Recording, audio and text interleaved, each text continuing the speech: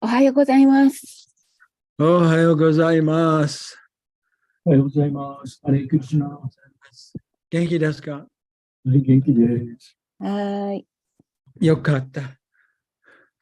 まだ寒いですか？今日は結構暖かいですね。あ、そうですか。で、朝、明け方、もう明けてるけど、7度ぐらいなんか、ね、That's about the same as here.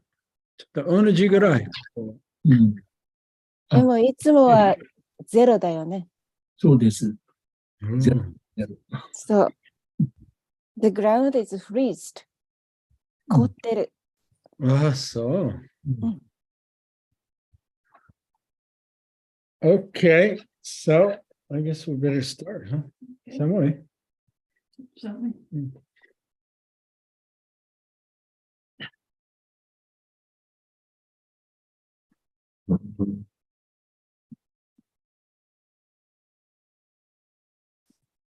Jaya Radha Madhava Kunja Bihari Jaya Radha Madhava Kunja Bihari Jaya Radha Madhava Kunja Bihari Jaya Radha Madhava Kunja Bihari Gopi Jana Balaba Girivanadari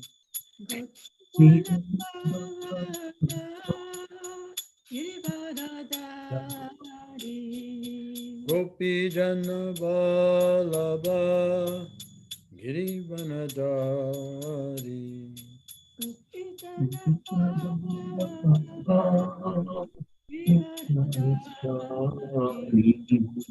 Yasodanandana Braja Jana Rajana Yasodanandana Braja Jana Ranjana Yasodanandana Braja Jana Rajana Yasodanandana Braja Jana Ranjana Yamuna Tira Vanachari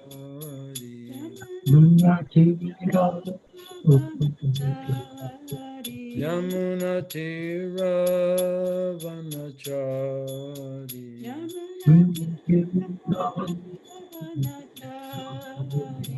Jaya Radha Madhava Kunja Bihari Jaya Radha Madhava Kunja Bihari Gopi Jana Balaba Girivanadari Gopi Jana Balava Kiribadachari Yasodanandana Braja Jana Rajana Yasodanandana Braja Jana Ranjana Yasodanandana Braja Jana Rajana Yasodanandana Braja Jana Ranjana Yamuna Tira Vanachari Yamuna Tira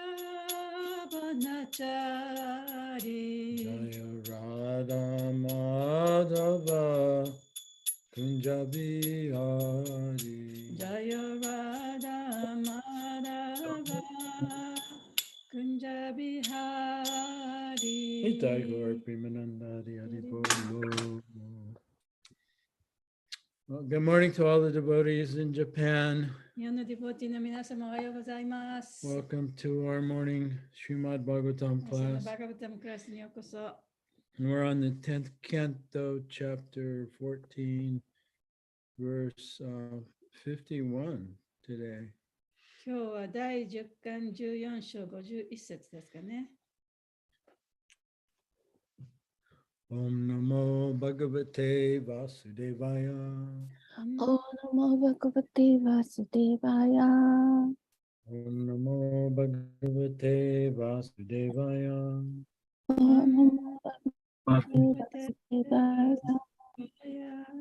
Om Namo Bhagavate Vasudevaya. Oh Namo Bhagavate Vasudevaya. Tad Rajendriya Yata Sneha. Tadra Chandrayata Sneha. Swaswa Katmani Dehinam. Swasvakatamani Dehinam. Natata Mamata Lambi. Natata Mama Tarambi. Putra Vita Grihadishu. Putra Vita Grihadishu. Tadrajendrayata sneha. Tadra Chandrayata Sneha. Svasvakatmani dehinam. Svasvakatamani Dehinam. Natata mamatarambi. Natata Mamatarambi. Putrabita grihadishu. Putra Vita Grihadishu. Tadra Chandrayata Sneha. Tadrayata sneha. Svasvakatamani Dehinam. Subha Dehinam. Natata Mamatarambi. Natata mamatarambi. Putra Vita Grihadishu. Putra Vitra Grihadishu.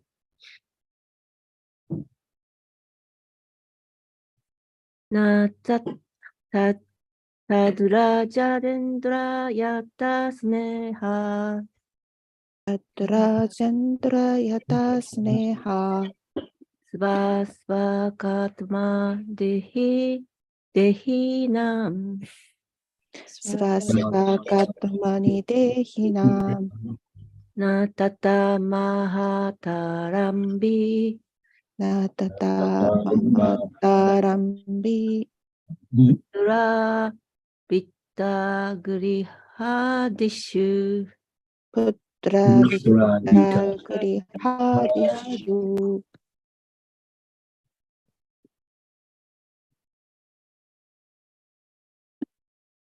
Okay. Yeah. It's all right. It's nice to have Jamuna jump in there. I don't think I've ever seen her do that. やったよね、前にもね。たまにやってますか？たまにやってます。みんながいないときは。はい、やってくださってますよ。よくできました。ありがとうございます。Okay, so we'll do word for word. Tat, たっ、 therefore, ゆえに、 Raja Indra, ラージャ・インドラ、 O best of kings, 最高の王よ、 Yata, やた、 as, として、 Sneha, スネハ、 the affection, 愛情、 Swaswaka, スワスワ、 of each individual, 個々それぞれの Atmani, アートマに、 for the self, 自己のために、 Dehinam, デヒナン、 of the embodied beings, 具現化された存在の Na, な、 not, でない、 Tata, また、 thus, こうして、 Mamata Alambi, mamata arambi. For that which one identifies with as his possessions. 自分の所有物であると同一視するものにとって、Putra, プトラ、 sons, 息子たち、 vita, ヴィタ、 wealth, 富、 griha, グリハ、 homes, 家庭、 adishu, アディッシュ、 and so on. 何々など。Translation and purport by His Divine Grace, A.C. Bhakt. Oh, actually, sorry. I'm just on automatic here. Translation and purport by the disciples of Srila Prabhupada. シリラ・プラブパーダの弟子による Yes. 翻訳です。For this reason, O best of kings, the embodied soul is self-centered. He is more attached to his own body and self than to his so-called possessions like children, wealth, and home. 最高の王よ。そのため、体を与えられた魂は自己中心的であり、子供、富、家庭のようないわゆる所有物にも自分の体や自己により強く執着しているのだ。はい。Purport. It is now common practice all over the world for a mother to kill her own child within the womb if the birth of that child represents any inconvenience for her. 解説です。子供の誕生が自分にとって不都合となるなら、母親が自分の子を体内で殺してしまうということが、今や世界中で当たり前のように行われています。Similarly, grown children eagerly place their elderly parents in lonely institutions rather than be inconvenienced by their presence at home. 同様に、成長した子供の方も、高齢の親を家に置いて不便を感じるよりも、しきりに孤独な施設に送り込もうとします。These and innumerable other examples prove that people in general are more attached to their own body and self, which represents I-ness, than to their family and other possessions, which represent minus. 人 That's は gotta be hard. 一般的に私であることかな。私のものを表す、これは私のものを表す家族やその他の所有物よりも、私そのものを表す自分の体や自己により強く執着していることを証明しています。Although conditioned souls are very proud of their so-called love for society, family, and so forth, in reality, every conditioned soul is acting on the platform of gross or subtle selfishness. 制約された魂は、社会や家族などにいわゆる愛を持っていることをとても誇りに思っていますが、実際には誰もが目に見えたり見えない形での利己主義を基盤として行動しているのです。End of the purport. 解説終わります。Om Aganatamirandasya Gananjana Salakaya Chaksuram Militam Yena Tasmain Shri Gurave Namaha Namah Vishnu Padaya Krishna Prastaya Bhutale Shrimakti Bhakti Vedanta Swamini Namane Namaste Saraswati Deve Govardhani Pacharane Nirvishesha Sunyavadi Paschatya Deshatarane Jai Shri Krishna Chaitanya Prabhu Nityananda Shri Advaita Gadadhar Srivasadi Gaur Bhaktivinoda Hare Krishna Krishna Krishna Hare Hare Hare Rama, Hare Rama, Rama Rama, Hare Hare. Panchakalpatarubhyascha, Vipasindhuvacha, Patitanam Pavanebhyo, Vaishnavebhyo, Namo Namah. May all living beings be happy. すべての生命体が幸せになりますように。 May all living beings be free of suffering. すべての生命体の苦しみがなくなりますように。 And may all living beings awaken and discover their true self and their relationship with their source of life, Sri Krishna. すべての生命体が目覚め、シュリー・クリシュナ、主との本当の関係の中の本当の自分を見つけることができますように。 So I have a question for everyone who's speaking this verse. で、誰がこの説を話してますか？皆さんに質問です。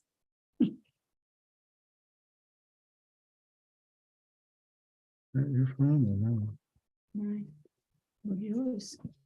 Really? Yours. 誰が話してますか？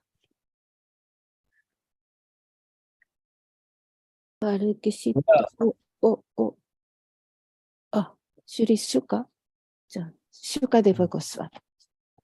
Yeah, Sukadeva Goswami speaking to Maharaj Parikshit. それからゴスワミが、マハラージ・パリキシットに話してますね。 Yeah, he addresses him as Rajendra, で彼のことをラジェンドラと呼んでま the す。 best of the kings. Best of the King、王様の中でも最高のものだと。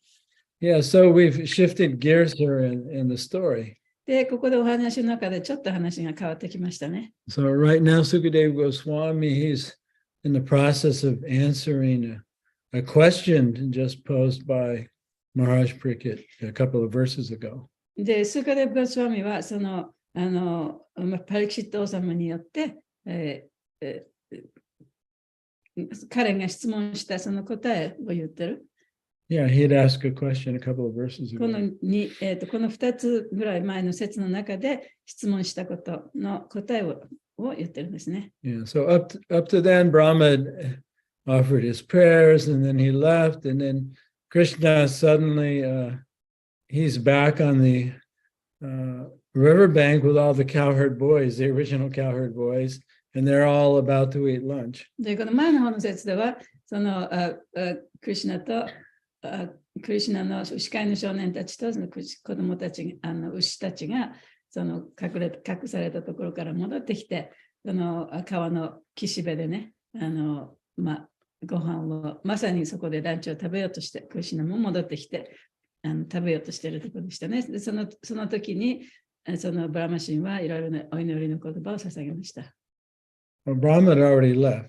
でそこでもってそのブラマーはその言葉を捧げた後にもうすでにそこからいなくなったわけですね。Right? And the next scene is Krishna's there with his cowherd で boyfriend. その次のシーンとして、クリシュナが牛飼いの少年たちとその川岸にいると。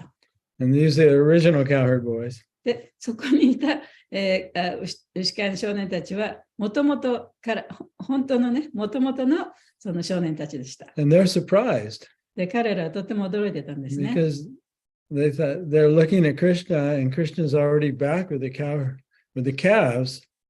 And the last thing they remembered was Krishna had left to go look for the calves. で、その彼らの覚えてたのは、クリシュナがどっかにこの牛たちを探しに行ったところまで覚えてたんですね。ところが今ここにいたら、クリシュナがもうここに帰ってきてる。牛たちもここにいると。 Yeah, で、 so 驚いたわけです。 and so they have no memory of being gone for a year. だから自分たちが1年間もここにいなかったっていうこと、その記憶は全然なかったわけです。 It's like it never happened. そんなこと起こらなかった、あたかも何も起こらなかったかのように思ってたわけですね。They give you this drug when you're going to have surgery and before they put you unconscious. Yeah, they give you Versed. Makes you forget everything. Versed. Yeah. 前にも言いましたけど、手術をするときにね、バスセートというその薬をあげて、でその手術してる時のことを全然覚えていないような薬も一緒に与えるんですよね。I remember a few years ago, I had just come back from Japan, and I went right into surgery for something I had to have done. Was it hip replacement? No, it wasn't the hip replacement. It was something else. で、この前っていうか、その前、ある時日本から帰ってきた時にすぐその手術をしなきゃいけなかったんですね。何の手術かちょっと忘れましたけど。And so I was completely out and I woke up with no memory. で、その時にやっぱ手術の時にね、もう何の意識もなくて、で、何も覚えてなかった。で、その起きた時にね、目覚めた時に何も覚えてなかったんですね。And except the wonderful thing is I didn't experience any jet lag. でも、その時に時差を全然感じなかった。It's like it reset my body clock or something. で、なんかその自分の体の時計、体内の時計がリセットされたみたいな感じでした I thought ね。I should do this every time I travel. でも旅行するときに帰ってきたらいつも手術したらいいんじゃないかと思いました。Anyway, sorry I got off track. すいません、ちょっと外れました。So anyway, now the next is that Maharaj Pariksit, he asked this question. で、次にそのマハラージ・パリキシットはこの次の質問をしたんですね。And he says he wanted to know how it is that the cowherd men and women had developed more affection for their calves and cows during this episode of the Brahma Mahana Leela. で、このマハラージ・パリキシットはこの牛飼いの男たち、そしてその奥さんたちがね、自分の牛たちやその子供たちに対して前よりももっと増してね、その愛情が深くなったというふうに感じたと。で、それは一体どうしてなのか、そのブラマーが子供たちを盗んだその最中ね、それはどうしてなのかっていう質問をしました。Yeah, because actually their cows and cowherd boys for that 1 year weren't present. というのは、本当の自分たちの子供や牛たちは、その1年間は自分のところにいなかったわけですよね。Yeah, so yet they had more affection for what appeared to be somebody else's calves and cowherd しか boys. し、あたかもその自分の子供やそれからその子牛たちに対してもっと自分の子供に対するよりももっと深い愛情を感じていました。And so Sukadeva Goswami, he begins to answer. He says, well, yeah, that's normally the case. で、スカデブ・ゴスワミはその質問に答えて、それが通常のことなんだ。Because for all living beings, the thing that's most dear to them is their own life. すべての生命体にとってね、一番大切なのは自分の命なんだ。 But 自分 then, 自身なんだ。but then we identify with that which is an association with our life, like our family, our children. しかし、その自分にとつながったもの、例えば子供だとか家だとか、そういったものが自分だというふうに思い込む時もあります。 And that's natural for our identification. で、そういう同一視というのも非常にナチュラル、自然なことだ。So it's a manifestation of our ignorance. で、私たちの無知の表れでもあるんだ。And he's perhaps the purest love. Sukadeva Goswami didn't say this, but perhaps the most unselfish love we find in the material world is a mother's love for her children. このことは、スカデブ・ゴスワミは言ってはいませんけれども、この物質界での、一番その純粋な愛というのは、お母さんがその子供に対する愛情だと思います。Yeah, and there are cases, even in modern medicine, where a woman will develop cancer or something while she's pregnant. で、近代医学でもね、例えばお母さんが妊娠しているときに病気になることがありますね。例えば、がんになったりすることがあります。And the doctors will tell them, well, we can't keep both of you alive. Either we're going to have to take your baby or we're going to have to take you. で、そうなると、お母さんとその病気を同時にね、生かしておくことはできないと。赤ちゃんを取ってしまうか、あるいはその病気の元をね、取ってしまうかしなきゃいけない。And the mother will say, well, no, let my child live. で、お母さんはそういう時には、自分の子供だけはね、生かしてくださいと言うでしょう。She'll give her life for her child's life. で、自分の命はも終わってもいいから子供だけは何とか助けてくださいというのが、まあ、普通のお母さんの意見でしょう。Yeah, so Sukadeva Goswami, he continues in that line of material identification. で、その戦場でもって、そのスカデヴ・ゴスワミはこの物質界での同一視ということについて話しています。Yeah, so this identification with I, meaning I am this body. で、この私というのは、私はこの肉体、この体だという、その同一視ですね。Yeah, and this is me. これが私だと。So that's called I-ness. それが私。I-ness、私、自分。There is no English word I-ness. This is actually made up in the purport. その I-ness というね、英語もないんですよね。ただ、まあ、この解説の中でちょっと作られた言葉なんですけれども。So even though it's a made-up word, English speakers can figure out the meaning. で、たとえ作られた言葉であったとしても、これを読んでいくに従って、その意味はね、わかるはずなんですね。その英語圏の人でも。So in Sanskrit, it's called ahammameti. で、サンスクリット語ではアハンマメティと言います。Yeah, this is me. で、これが私だ。これが自分だ。And that which is in relationship to me is mine. で、私と関係のあるものがmine、私のものというふうになりますね。So I think that's a little easier to understand そっちの方はちょっともう少し簡単、理解するの簡単かもしれません。than I-ness and me-ness.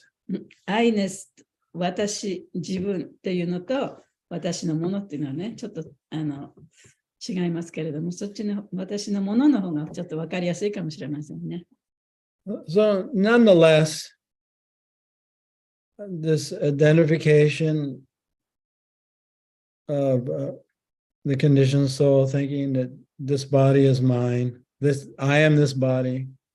で、その制約された魂たちが同一視をしている、この体が自分のもので、私はこの肉体だと思っている、その同一視。And that which in relationship with this body is mine, belongs to me. そして私の体と関係のあるものは私のものだ。私のものというふうになりますね。Yeah. So this is called the state of separation, それはその別離の状態とも言えます。where there's me and then there's everyone else. で、ここには自分がいて、そして他の人たちがいる。And we're all separate. で、私たちはみんな離れていると。And of course, the most selfish state is the infant itself. Selfish state is infant? Yeah, when we're infants, we're the most selfish. もう私たちが本当に赤ちゃんの時にはね、私たちが一番やっぱり自分のことしか考えてない。Right? We're only thinking about our own needs. 自分に何が必要かということしか考えてない。Where's food? どこに食べ物があるのか。Where's safety? どこにいたら自分は安全なのか。And the body itself is wired for survival. で、肉体というのもね、やっぱりその生存していくために、ちゃんとそういうために作られてるんですね。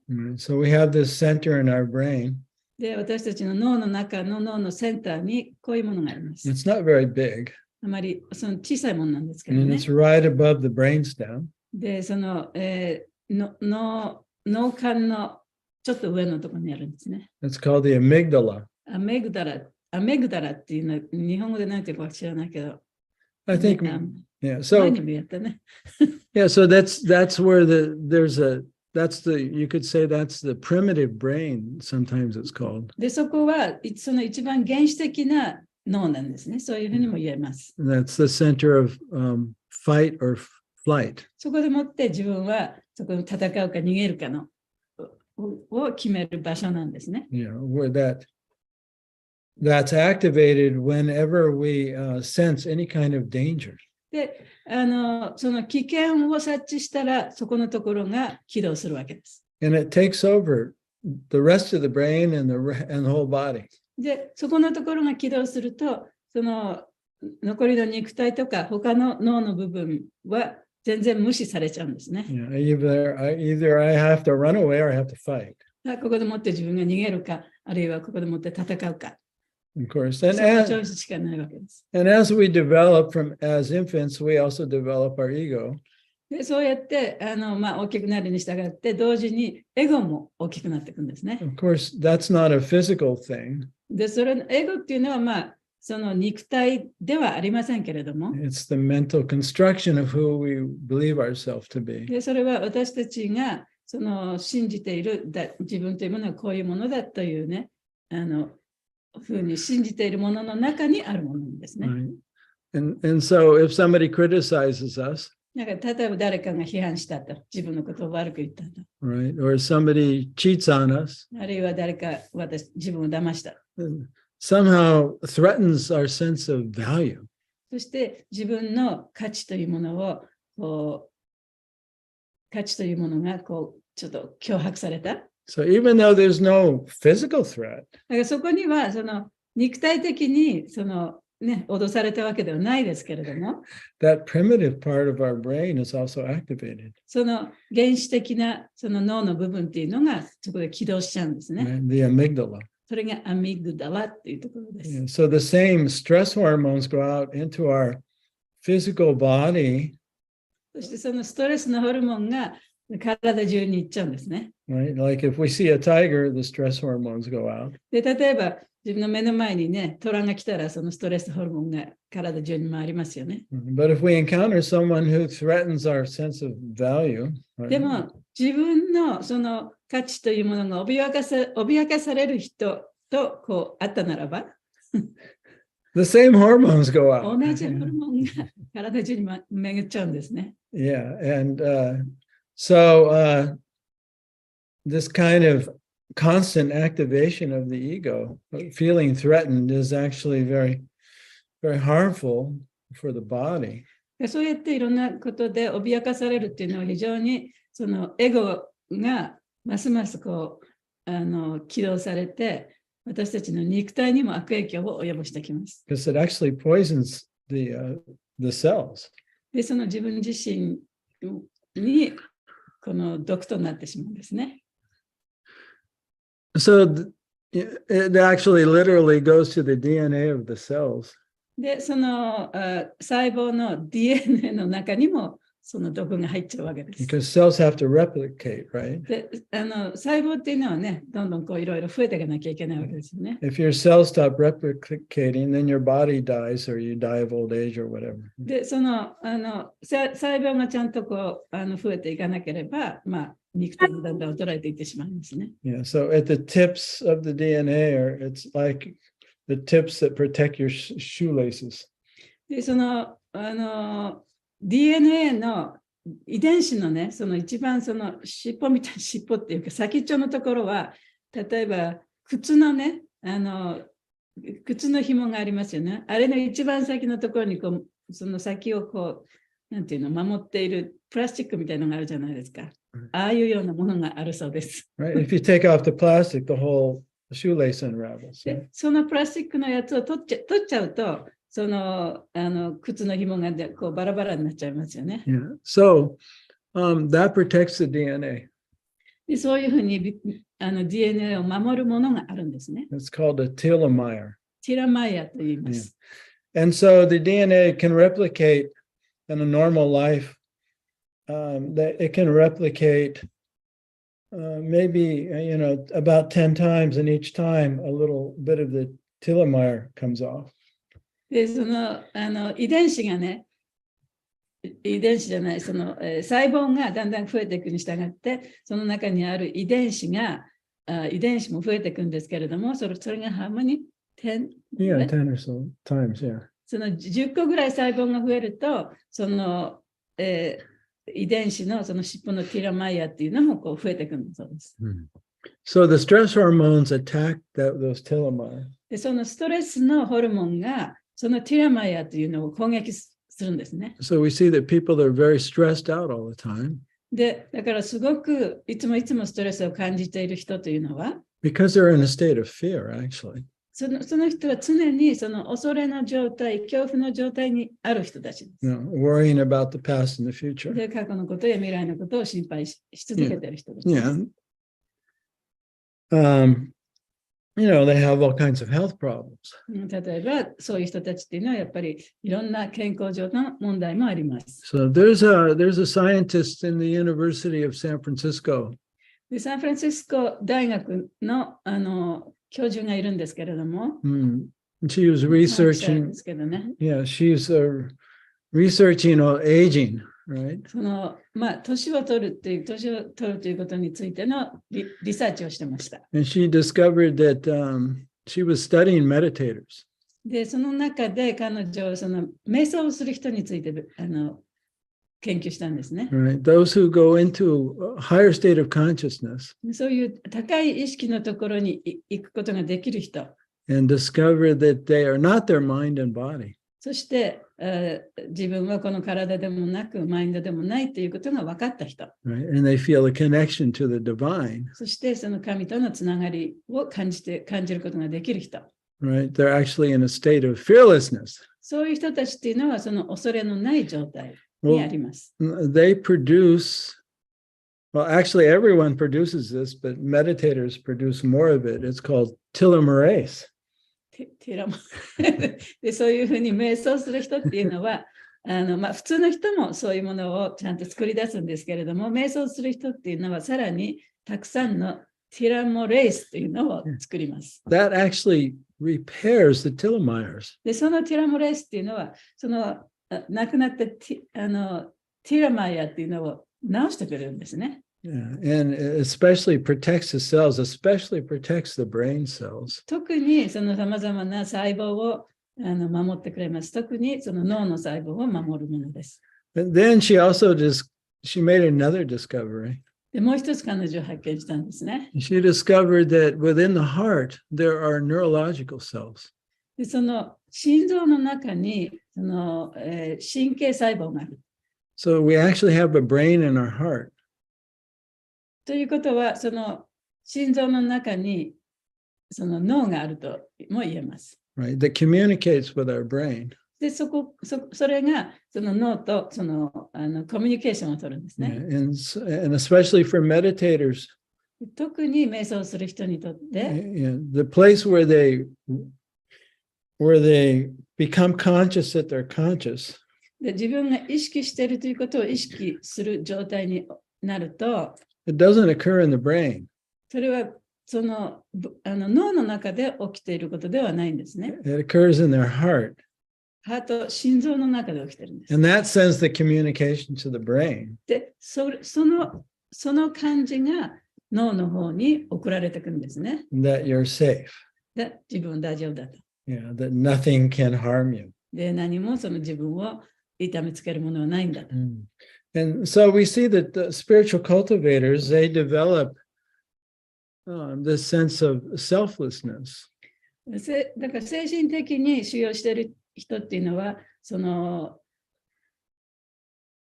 sense of what? Selflessness. その自分というものがなくなるという感覚を培っていきます。It's not so much that you lose your sense of self. というのは、その自分という感覚がなくなるというよりも、But you experience the connection with every other self. 他の細胞とのそのつながりがあるという感覚がなくなる。No, not cyber. You experience meditators or spiritual people, they experience that their self is connected with all other selves. でその瞑想している人っていうのは、自分自身が他の人とのつながりがあるということを感じることができる。Yeah, so it's instead of aham meti, everything, belongs to me. だから、アハマメイティっていうのは、そのすべてのものがね、自分のものだというふうに思い込むことですよね。Yeah. その代わりに、And one is feeling separate from everyone. そして他の人と自分は違うんだというふうに考える代わりに、Instead of feeling in competition with everyone. で他の人と自分は常に争って競争していかなきゃいけないというふうに思う代わりに、One connects to what's called universal consciousness. ユニバーサルコンシャスネス、要するに全全体がこう一つになった意識を感じることができる。Or, you know, in spiritual circles nowadays, and especially on the internet, it's called unity consciousness. で、その精神的なグループの中では、今はね、そのユニティ意識、ユニティコンシャスネス、要するに一体の意識っていうようなことを言いますね。And so that doesn't mean impersonal. それはその非人格的なことという意味ではありません。Some devotees may, if they hear that, they may interpret it like that. で、ディボティたちがこういう話を聞くとね、それは非人格的じゃないんですかって思う方もいらっしゃるかもしれません。And so it's not that one loses one's で、 individuality, それは自分のその個人個人が失われるわけではないんですね。 but one is experiencing one's connection with し everyone. かし、その他の生命体とのつながりを感じるということです。Yeah, which is really the state of compassion. ね、それこそがその慈悲のその状態、慈悲の段階ですね。Right, which is it's the, you know, it's a spiritual dimension, really. で、それは精神的な段階でもあります。And that's in the heart. でそれはハートの中にあるんですね。 Yeah, it's not, so it's actually not in the で brain. 脳の中にあるわけではありません。 So just like there was this terrible earthquake the day before yesterday in Turkey, right, in Syria. で、最近トルコとシリアのところで大地震がありましたよね。 Yeah, and then there's ongoing war in Ukraine. で、ウクライナでももうずっと戦争が続いてます。 And because of global communication, these events are actually in everyone's consciousness right now. しかしもう世界中のコミュニケーションがあるためにもう本当に世界中の人のその意識の中にそういうことがもうちゃんとインプットされてるんですね。 Right. And so on a spiritual level, on a level of compassion, we're all feeling that connection. だから精神的なレベルにおいては、あるいはその同情するというレベルにおいては、みんなそのつながりを感じているはずなんですね。Yeah, a similar thing happened during COVID. で、そのコロナの時期もそうですね、同じようなことが起こりました。 Maybe even more so, もしかしたらもっとそういうことが起こってたかもしれない。 because COVID affected the whole world. っていうのは、そのコロナがもう世界中にね、影響を与えてたわけですから。 But, you know, spiritually, we can experience, you know, the joy or the suffering of others. だから精神的には、その他の人々の苦しみや、あるいは喜びというものを体験することができます。 And that's just an example of our connection. で、それがそのつながりを持つということのね、例ですけれども。 Yeah, so that's the same area where the spiritualists, devotees of God, you know, connect within the heart to the Lord and to all living beings. そしてその同じ場所でもってディボーティーやあるいはその神のディボーティーたちというものが神とのつながりをね感じる場所でもあるんですね。So the reason I'm pointing this out is when we're very selfish and very self-centered, 私が言わんとしているのは自分が本当に利己主義で自分のことだけを考えていれば we're actually in a state of fear and suffering. 本当はそういう状態というのはその恐れを感じている状態であり苦しんでいる状態である。And in the purport, the devotees gave the example, cited two examples of selfishness. で、この解説の中でその利己主義ということについてちょっと例を挙げてますね。And it was all based on fear and selfishness. で、それはやっぱり自分だけのことを考えたり、あるいは恐れを感じたりすること、それが基本となって起きてくるものです。 First is the case of abortion, で、最初のはその、堕胎について言ってますね。where it's not that every woman who chooses to get an abortion is just simply doing it because she doesn't want to be inconvenienced. でもちろんね、その堕胎する女性がね、自分の都合でもって堕胎するとは限りませんけれども、It's more complex than that. もっと複雑なものだと思いますけれど。But there are many, I'm sure there are many cases where women, that's their overriding reason for getting a divorce, an abortion is because, you know, especially if they're young, they have their whole lives ahead of them and they don't want to have to be taking care of a child. でもまあ、多くの女性の場合ね、特にその若くて、まだ将来がね、ある女性の場合は、まあ、自分の将来にそのめんどくさいことが起こらないように、ここでもってね、やっぱり堕胎をこう選んでしまう女性というのがたくさんいるかとも思います。And the other example is just the opposite of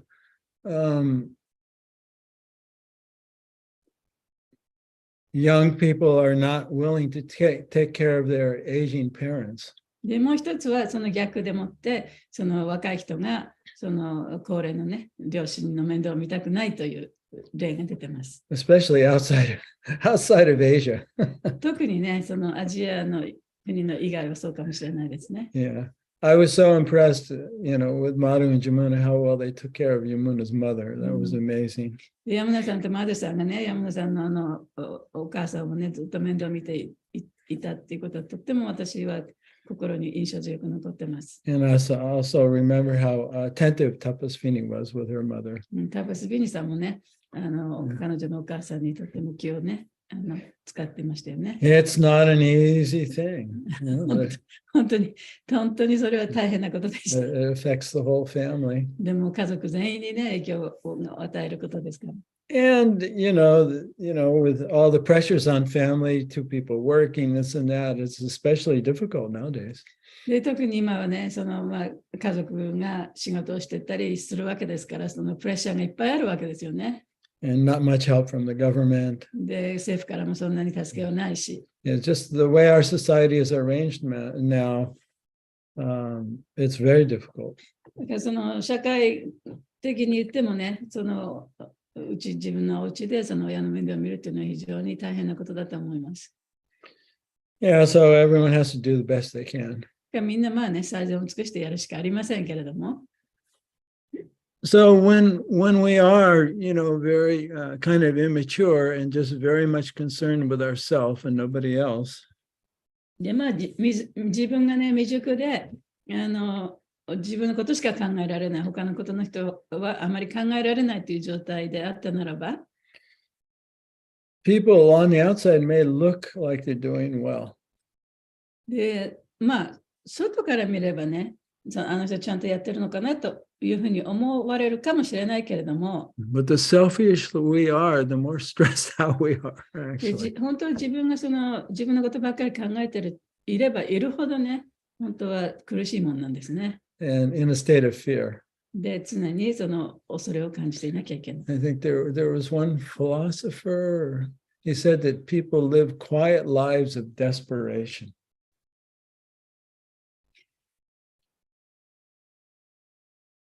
もうちょっと説明して。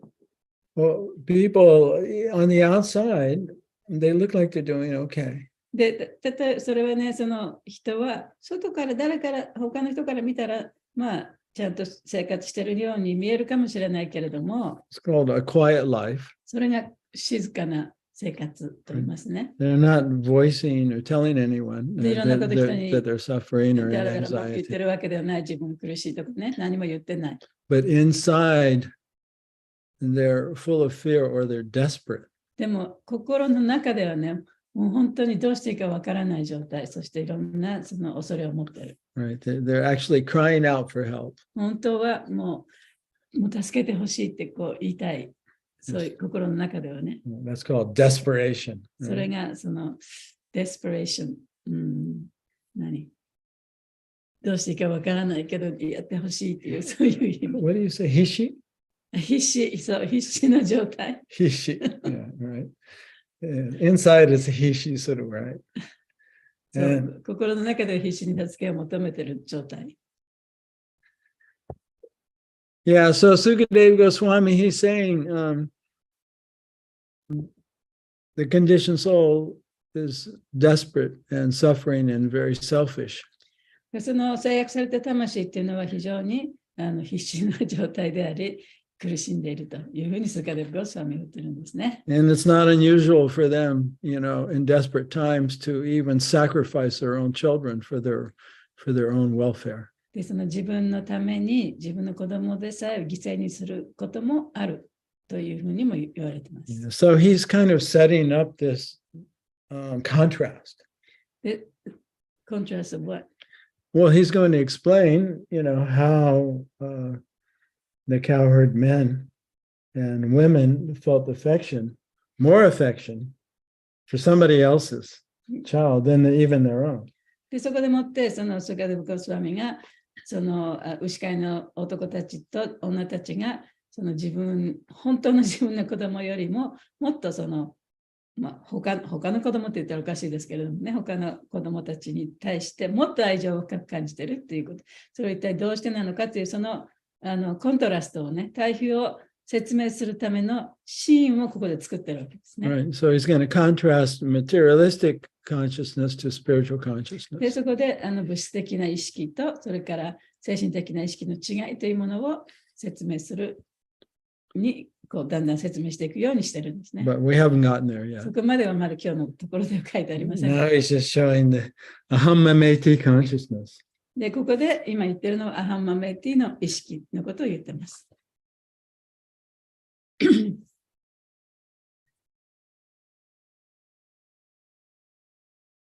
don't think that's it. I was looking for one verse from Rishabdev that exemplifies materialistic consciousness, but I can't find it right now. ルシャハデバが言ったその物質的な意識っていうことについての説を探してるんですけど、ちょっと見つけられません。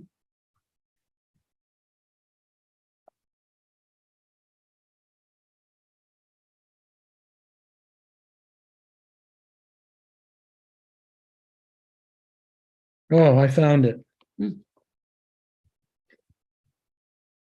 This is Srimad Bhagavatam 558. バガヴタムの第5巻の5章の8節です。Pumsam striya maituni bhavam etam tayormito hridaya granta ahur ato griha shetra susapta vitair janasya moham ahammameti. He says the attraction, I'll just read it and then I'll summarize it for your translation. Okay. The attraction between male and female is the basic principle of material existence. On the basis of this misconception, which ties together the hearts of the male and the female, one becomes attracted to this body, home, property, children, relatives, and wealth. In this way, one increases life's illusions, thinks in terms of I and mine. So, Rishabdev says that this attraction between male and female. でルシャデバが言ってるのは、この男女間のそのお互いに惹かれるっていうことですね。は、Maituni bhavam, this sexual attraction. この性的な魅力ですね。Hridaya grantam, it becomes like a hard knot in the heart. それはその心の中でその固い結び目のようになってしまう。And then this identification of I and mine expands from that. で、そこからこの私のものというね、その同一視がさらに大きなものとなっていく。Right. So my wife, my children, my house. 私のワイフ、私の子供、私の家。Right. And then one is always in fear to protect those things. そしてそういうものを常に自分で守らなきゃいけないというね、そういう恐れがある。So he's saying in this way, this ahammameti expands. でそうやってアハンマメーティがだんだんと大きなものになっていく。So aham means I. アハンというのは私のという意味ですね。And mama means mine. ママというのは私のもの。And so that was actually in today's verse. でそれは今日の説にも書かれていま And す。 that Sanskrit word mamata. サンスクリット語の言葉でママタという言葉が出てますね。Yeah. Mamata alambi, for that which one identifies as his possessions. また、ランビ、1、2、3、4番目のところですかね。自分の所有物の同一視をするものにとってということですね。So as devotees, we spend so many hours every day meditating in the heart upon ourselves and our relationship with the Lord. で、 And ディボティというのは、その1日に何時間も2時間ほどですけれども、その人の関係の中にある本当の自分というものに瞑想をしています。we're also praying to be of service to others. そして他の人に何とかして使いたいというその祈りを込めています。Yeah, to relieve others' suffering. で、他の人々の苦しみをなくしてあげたいと。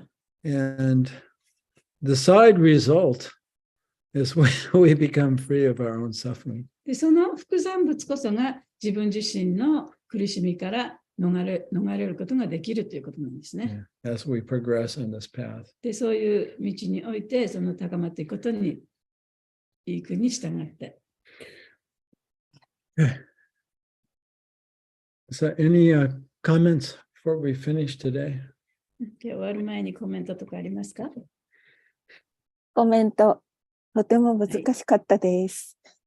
ちょっと脳の話が難しかったね。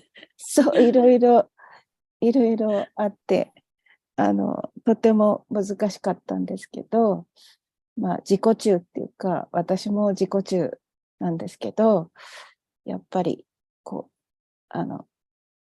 そこにクリシュナを置いて、できるだけクリシュナを置いておきたいと思いました。そしたら、恐れが少しなくなるっていうか、でも難しかったです。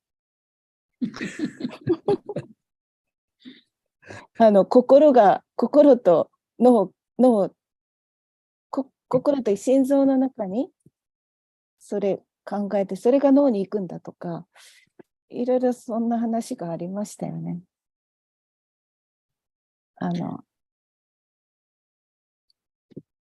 そこのところがちょっとすぐピンとこなかったんですけど、ちょっといろいろ話を聞いているうちに、そのコネクションっていう言葉があって、そのコネクションっていうのは、やっぱり相性で持ったコネクションかなと私は思ったんですね。どうぞ、英語で言って。ちょっと難しいんですけど。It's really difficult. And you say the connection in our heart, the connection. That the connection you said equal compassion. And that compassion will go to the brain. I thought your explanation. But that connection means connected by love. Then I could understand.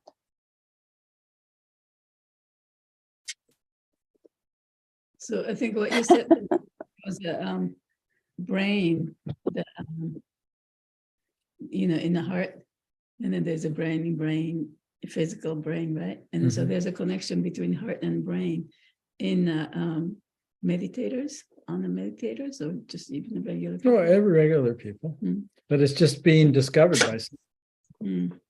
そうそう、そのコネクションが科学的にその証明されたということですけどね、発見されたと。Yeah, thousands of years everyone has known it, but we weren't taught that scientifically. そのことはもう昔の太古の人はそれちゃんと知ってたはずなんだけれども、それを科学的にその説明してくれたのが最近のことだということですね。But now science is catching up. でも今のその科学はそれをちゃんと証明できる科学になっているということですね。Although I have to say the recent discoveries of science, they contradict the traditional scientific model. で、今の科学で発見されたことっていうのは、そのこれまであったさまざまなその科学的なモデルを覆すようなこともたくさんあるんですね。Right. And there's strong resistance in the scientific community to actually teach what the new science is discovering. でその新しい科学で発見したことというのを、それにそれは受け入れられないというようなね、その風潮がその古いその科学者たちの間の中でそういう意見もたくさんあるんですね。Like they've recently in genetics, they've proven that human beings have not been evolving from lower animals. で、遺伝子を研究した人たちも、人間というのは、なんていうより低い動物からね、だんだん進化してきたっていうのが昔からの説ですけれども、そうではないというふうに、今、そういう新しい説が出てるんですね。They're showing by DNA studies that human beings appeared on the planet 200,000 years ago.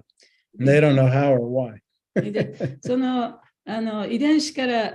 遺伝子の研究からしても、その人間というのは、200,000 years、2億年前にもうこの地に出てきていたんだけれども、どういうふうに出てきたかということはわからない。Yeah, so there's no missing link, like where's the link? They've been looking for this link between ape and human, right? だから昔はね、一番最初はエイプ、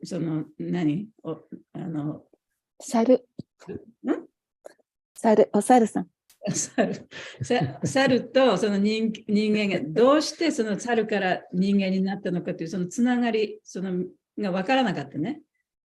でもそれを証明しようっていろいろ研究してたんだけども、そのつながりがなかった。Yeah, so they're still teaching the old science to the young people. だから今でもね、昔からの理論をずっと若い人にも教えてますけれども。So, there's going to be a revolution, in science, very soon. They can't contain it anymore. だからそのことがわからないのに、それをどんどん若い人に教えてるわけですから、近い将来ね、科学にも大きな変革が起きると思いますね。Yeah, so they'll just appreciate what Prabhupada has been teaching us. 私たちはそうやってプラブパーダが私たちに教えてくださっていることを高く感謝して評価しております。He was so down on the はい、scientists. ありがとうございます。もう一つなんですけど、デスパレーションって、プラブパーダは科学者とか科学ということにもうあまりね、重きを置いてなかったっていうその事実も私たちはこういうことからこうなんだというふうにそういうことをね、ちゃんと評価しなきゃいけないということですね。はい、はいどうぞ。いや、デスパレーションという言葉を辞書で引いたら、自暴自棄と死に物狂いって出てきました。そういいんじゃないですか。自暴自棄ね。サッチャさん、何とおっしゃったっけ？必死。死に物狂いって感じですね。必死。すいません。ありがとうございました。質問いいですか？どうぞ。さっきの、チャイタニャマンガラさんのところとちょっと似てるんですけど、心臓の説明、心臓の、ところを実験したときに、意識していることを意識しているっていう言い方で説明してくださったんですけど、そこがちょっと面白いなと思って一番今日のもっと知りたいなと思ったところなんですけど、どういう感じなんでしょうか。When you talk about the heart, something you talked about the person who is consciousness of being conscious. She thought that was very interesting. Yeah, so there's something they've discovered. Scientists have discovered. It's called the heart brain. It's when the heart and the brain are resonating on the same で、そ vibration. のね、その研究者が発見したのは、脳とそれからハートがなんていうの、同じ振動で働いてる。Because everything is vibration. というのは、そのすべてのものがそのバイブレーションなわけでしょ。一つ一つのものが。Right, just like, and you could say your brain has 4 different waves or vibrations. 例えば、その脳にはその4つのね、違うその波動があります。And so their waves are going slower or more rapid, で、 right? その波動っていうのはこう速くなったり遅くなったりしてるわけですね。 So when you're asleep, it's called a delta wave. で、寝てるときはデルタウェーブというその波動が出てる。 And it's very, very slow. で非常にゆっくりな波動です。 And when you are dreaming, it's called a theta wave. で、夢を見てるとね、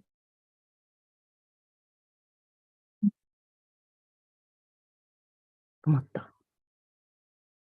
止まっちゃったな。セータ、 Awake, but you're creatively thinking, or when you're chanting, like when you're chanting, most chanters are in what's called alpha wave. で、大体チャンティングしてるとき、あるいは瞑想してるときっていうのは、アルファ波動が出てるんですね。 Right? And when you're awake and you're worrying about past and future and very busy, that's called beta wave. で、その目覚めて、過去のことや未来のことをいろいろ心配しているときには、ベータ波が出てます。 Yeah. And so the heart and the brain may not be connected at those times. だからそういうときには、そのハートと脳ねはつながってない。 But when you're awake でも、目が覚めていて、 and you're meditating 瞑想をしているとき、 and you're aware that you're aware, そして自分がいろんなことを自覚しているということが分かっているとき、自覚できているとき、意識しているということを意識しているとき、 and you're feeling grateful to God or any kind of gratitude, そして神に対しての感謝、あるいはいろんなものに対しての感謝を感じているとき、 or you're feeling compassion for others, あるいは他の人に対する同情の心があるとき、 and you're feeling it in your heart. それを自分の心の中で感じているとき、 That is a particular wave that can be measured. で、それはそのちゃんと測ることのできるある種の波動なんですね。 And that wave, the heart and the brain are connected. で、その波動と脳の波動がコネクトしてる。つながってるね。 And the heart is actually guiding the brain. そしてその時にはハートの方が脳を導いてるわけですね。 But not only that, it's connected to all other souls at that moment that are in that same consciousness. で、その瞬間は自分のハートと脳がコネクトしてるだけではなくて、同じような意識状態にある人の他の生命体のその波動とも一緒にこうなってるというか、つながってるわけですね。 And not only that, それだけじゃなくて、 that is the vibration of the earth itself. それこそがその地球のバイブレーションになっていく。 Yeah, so that can be measured, electrically. で、それはその自波でもってちゃんと計算する、測ることができるものです。 So there's this institute called Heart Math. ハートマスっていうその組織があるんですけど、 And for 20 years, they have these measuring sites that span the globe. で、その世界中にね、なんていうの、地球をこうぐるっと回るような機械というか、そういうものがあって、で、ちゃんとそれを測ることができるんですね。 It's not connected to the internet, で、それインターネットとつながってるわけではないです。 but it's able to detect that level of wavelength. その波動をね、ちゃんと感知できるような何かなんですね。 And when human beings get together, like to chant, で、例えば、その人間が一緒になってチャンティングをしたりす right? ると Praise き、 the Lord, あるいはその神様のことを称えたりするとき、 or pray for somebody あ else. るいはですね、誰かのためにみんなで一緒にお祈りをしたりするとき、 They're able to measure when those times peak. で、そういう時間がピークに達するときの波動っていうのをね、測ることができるんだそうです。 So they actually have an international organization that once a month during the full moon, they pray together. Everyone goes into heart-centered consciousness. で、1ヶ月に1回、お祈りをみんな、そういう、その組織にいる人たちは、集まって、そのお祈りをする、そして自分のそのハートの意識の中に入ってお祈りをする、そういう集まりがあるんだそうです。They've been doing that for 20 years. それ20年間も続いてます。But they do many experiments to understand and study the heart-brain connection. で、ハートと、それから脳のね、関係を研究するさまざまな研究がその中でなされているそうです。But it's very simple. You're present. とてもシンプルなことで、例えば自分をプレゼンスにおいて、You're aware that you're present. そして自分がプレゼンスでいるなっていうことをちゃんと自覚する、意識する。And you feel grateful to God. そして神に感謝する。Then you're in heart-brain coherence. そうすると、ハートとブレインは同じ波動になるんですね。As often as you choose to do で that. それは自分でもう何回やっても構わない。Same when you're chanting, right? で、チャンティングしてる時もそうで If す。 you're actually present for the holy name. で、聖なる皆のために本当に自分をそこにプレゼンスに置くことができれば、 And you're feeling grateful to Krishna. そしてクリシュナに感謝ができれば、 Your heart and brain are in sync. でハートとブレインは同じ波動になっているということですね。So this is not, that used to be maybe called mysticism, but now it's science. で、前はね、それはミスティシズム、その神秘的ないろんなことで言われたかもしれませんけれども、今もこれ科学としてね、ちゃんと測ることができるものなんですね。ハートが脳を導くっていうのは、なんだろう、もう科学的にブッディヨガを証明した感じですよね。まさに。So that the heart leads the brain waves, that means like scientifically they prove the Buddha yoga. Yeah, you could say that because the heart just knows. It doesn't have to figure things out, right? で、ハートっていうのはね、いろいろ考えたりしない。もうただそれ、ハートでわかるだけですよね。直感ですよね。Right? So that's intelligence. でそれが、知性ですね。ブッディヨガですよね、本当。面白い。すごい。今日すごい。今日も。前、バヌサーミが、音の神秘となんか、マントラのプレゼンテーション見せてくれたときに、僕もそのデータ使わせてもらってるんですけど、キルタンを、テロメアキルタンを、なんだっけな、あるグループで1日10分間のキルタンを何ヶ月か続けて、そのテロメアが、なんか 43% 増えたとかっていう、そういう実験があったそうですよ。見せてもらいました。Romano can do it. You got it. So Madhu was just saying that Bhanu Swami did a presentation on chanting and talking about the relationship or the healing relationship to kirtan and the healing of the telomeres, right? テルメアっていうの日本語で。テルメアかな。ヨガとか瞑想、マインドフル瞑想で 10% なんか良くなって、そういう研究、なんだろう、実験をして、で、キルタンを定期的なキルタンだと、なんか 43% アップみたいな言ってましたよ。So by meditation, you could make the Termaya 10% better. But if you do regular kirtan together, right, even 10 minutes, all over the place, then that makes it 40-some% better. I think that the main thing they're demonstrating is when there's conscious feeling, the feeling has to be there. it's a feeling, the human feeling that actually affects the consciousness with feeling is what affects or changes matter, or what they call the field, the quantum field. この感情のこもった、what was it? Again? Yeah, the positive feeling of compassion and appreciation, the consciousness. そうそう、感情のこもった意識、要するに、本当に気持ちが入っている、その意識じゃなきゃいけない。ただのそれを意識してるだけじゃダメだと。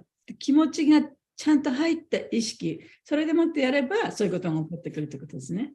So that actually changes the matter or the. で、それが入った意識というのは、その物質のその波動も変えることができる。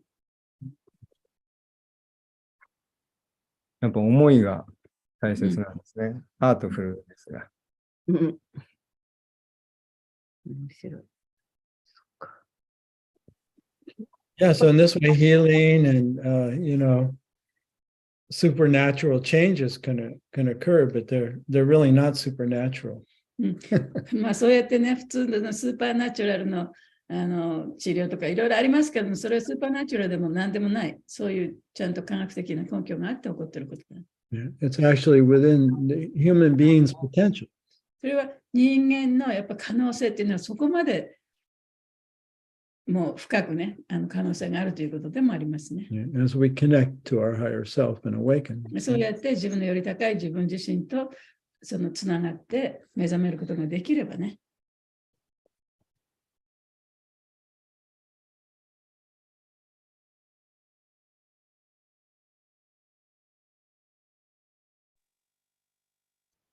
ありがとうございます。Hare Krishna, Prabhuji. I have a question. Is it okay, Prabhuji? Maybe simple, like very brief answer is also helps. Okay.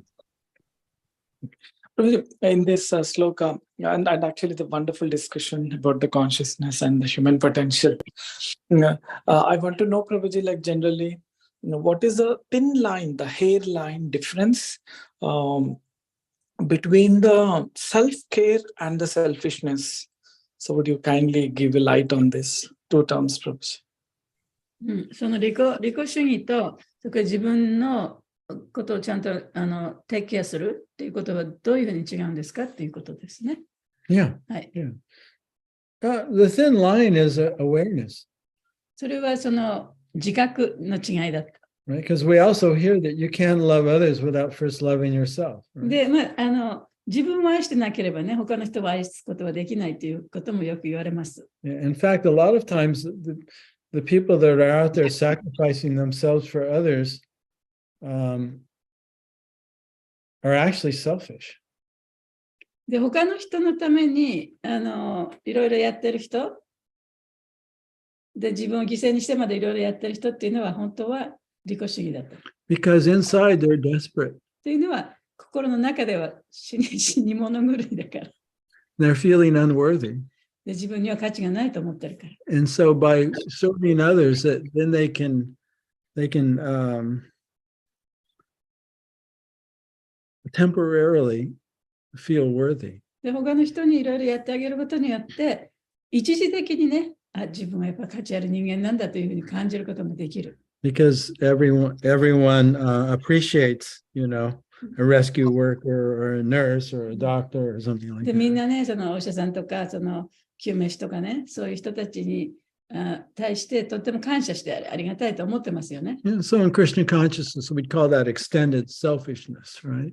クリシュナ意識の中で、それはそのよりもっと、なんていうかな、エクステンデッド、利己主義はもっとこうの増長したものだと。But そ when の続きにあるものだというふうに言ってるね。when you're a spiritual practitioner, でも本当のその精神的な修行をしている人っていうのは、 you're able to admit your own selfishness 自分の利己的なところをちゃんと認めることができる。 because you're a little more conscious. You can see your selfishness. というのは、自分の利己的なところを見ることができるから、それをちゃんと意識することができるから。And so you can begin to improve yourself. そうやって自分を向上させていくことができます。First, you have to accept yourself the way you are. で、まず最初にありのままの自分をね、まず受け入れなきゃいけない。Right? You have to forgive yourself. 自分を許してあげなきゃいけない。And then you're able to tolerate and forgive others. で、そうすることによって、他の人のことを我慢したり、許したりすることができるようになる。Yeah, so the fine line is to admit your own selfishness. だからそこの、境目のところっていうのはね、自分のその利己的なところを受け入れることができるかどうかということなんですね。And then you discover your wholeness. そして自分のその本当の全体的な自分というのを見つけることができる。Right? Your own real worth, your own real value. そして自分の本来の価値というものを見つけることができる。As a child of God. 神の子としてのね。Yeah. And that's the cure for selfishness. でそれこそがその利己主義のキュアでもある、その治療でもある。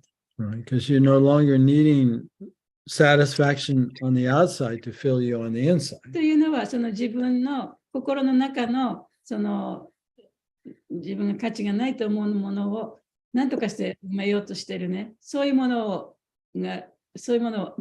持つ必要がないからですね。すでに満足してるから。Yeah, so we all need to take care of our bodies.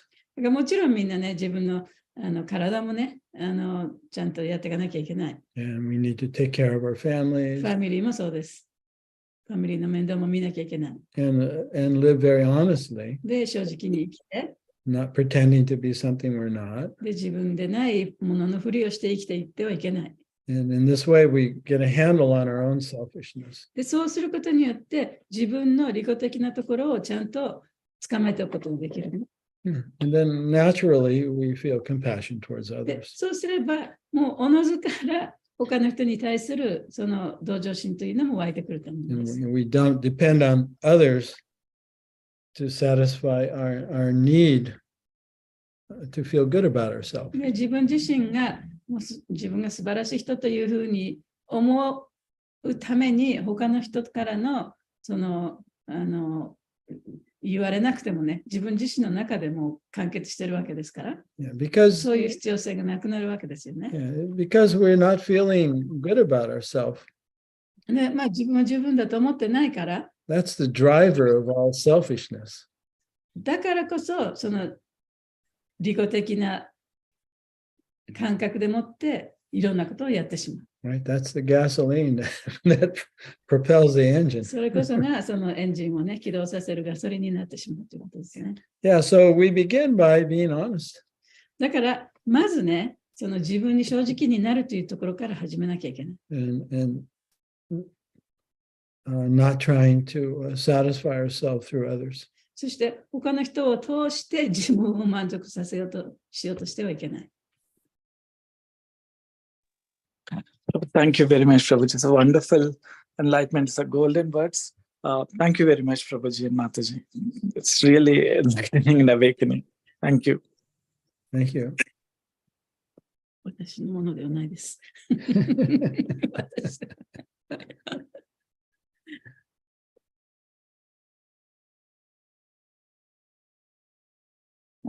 ありがとうございます。チャットのところに、タパスミンさんがさっきおっしゃってたシーマバガバタの5の5の8、そこのところの翻訳をチャットにつけてくださってますので、皆さん参考にしてください。ありがとうございます。Okay, so I guess we'll see you next week. じゃあまた来週皆さんとお会いしましょう。はい、お願いします。お願いします。いつもありがとうございます。ありがとうございます。ありがとうございました。ございました。Thank you very much. Hare Krishna. Grace Satyadeva Prabhu ki jai. Hare Grace Mahagana Mataji ki jai. All blessings.